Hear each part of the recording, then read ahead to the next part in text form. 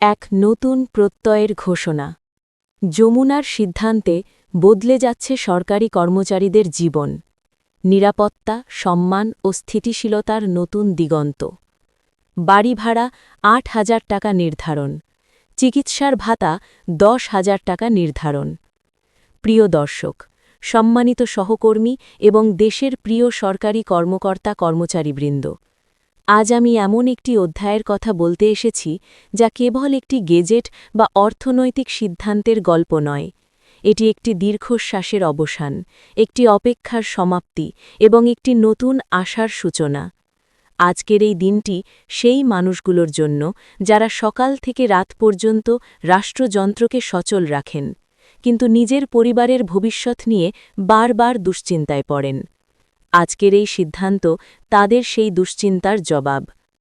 বিস্তারিত আলোচনায় যাওয়ার পূর্বে এখনও যারা চ্যানেলটি সাবস্ক্রাইব করেননি, এখনই চ্যানেলটি সাবস্ক্রাইব করে বেল বাটনটি অন করে দিন। যমুনা, এই নামটি আজ আর কেবল একটি ভবনের নাম নয়, এটি একটি সিদ্ধান্তের প্রতীক।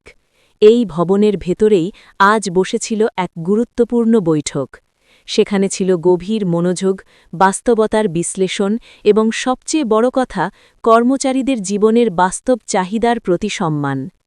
এখানেই স্পষ্ট করে বলা হয়েছে, রাষ্ট্র তখনই শক্তিশালী হয় যখন রাষ্ট্রের কর্মীরা নিরাপদ বোধ করেন। মাস শেষে পরিবারের হাসি, সন্তানের পড়াশোনার নিশ্চয়তা, চিকিৎসা নিয়ে দুশ্চিন্তামুক্ত জীবন, অবসর পরবর্তী সম্মানজনক দিনগুলো। তবে বাস্তবতার সঙ্গে সম্পর্ক রাখতে টাকার পরিমাপগুলো সুস্পষ্টভাবে বসিয়ে দিচ্ছি, যাতে মানুষ বুঝতে পারে এই সিদ্ধান্তের বাস্তব মূল্য কতটা। এই কাঠামোতে একজন সরকারি কর্মচারীর মাসিক আয় আর কেবল একটি অঙ্ক নয়, এটি একটি জীবনচক্র। মাসিক ভিত্তিতে গড় বেতন ধরা হয়েছে ৩৫,০০০ টাকা থেকে শুরু করে ১,৬০,০০০ টাকার বেশি পর্যন্ত। কর্মজীবনের অগ্রগতির সঙ্গে সঙ্গে আয় বাড়ে, নিয়মিত ও স্বয়ংক্রিয়ভাবে। হঠাৎ থেমে যাওয়া বা অনিশ্চয়তার কোনো জায়গা রাখা হয়নি। এর মানে কি? এর মানে একজন কর্মচারী আজ জানেন, আমি আগামী ৫ বছর কোথায় দাঁড়াবো আমি জানি। প্রতি বছর বেতনের সঙ্গে যুক্ত হয় স্থায়ী প্রবৃদ্ধি, যার ফলে বাজার দরের সঙ্গে তাল মিলিয়ে চলা সম্ভব। আলাদা করে আন্দোলন বা দর কষাকষির প্রয়োজন কমে। চাকরি মানে আর স্থির আয় নয়, চাকরি মানে বর্ধনশীল জীবন। আর অবসরের পর? অবসর মানে আর ভয় নয়, অবসর মানে প্রতি মাসে নিশ্চিত অর্থ, পরিবারের ওপর বোঝা না হওয়ার আত্মসম্মান, চিকিৎসা ও দৈনন্দিন ব্যয়ের নিশ্চয়তা। এখন আসি সেই জায়গায় যেটা একজন কর্মচারীর দৈনন্দিন জীবনের সঙ্গে সবচেয়ে বেশি জড়িত: ভাতা। বাসস্থানের নিরাপত্তা। বাসা ভাড়া সহায়তা হিসেবে মাসে ৮,০০০ থেকে ১২,০০০ টাকা, যাতে শহরে কাজ করেও মাথার ওপর ছাদ নিয়ে চিন্তা না থাকে। স্বাস্থ্য ও চিকিৎসা। চিকিৎসা সহায়তা হিসেবে ৫,০০০ থেকে ১০,০০০ টাকা, কারণ অসুস্থতা যেন আর অর্থনৈতিক শাস্তি না হয়। যাতায়াত ও কর্মচাঞ্চল্য।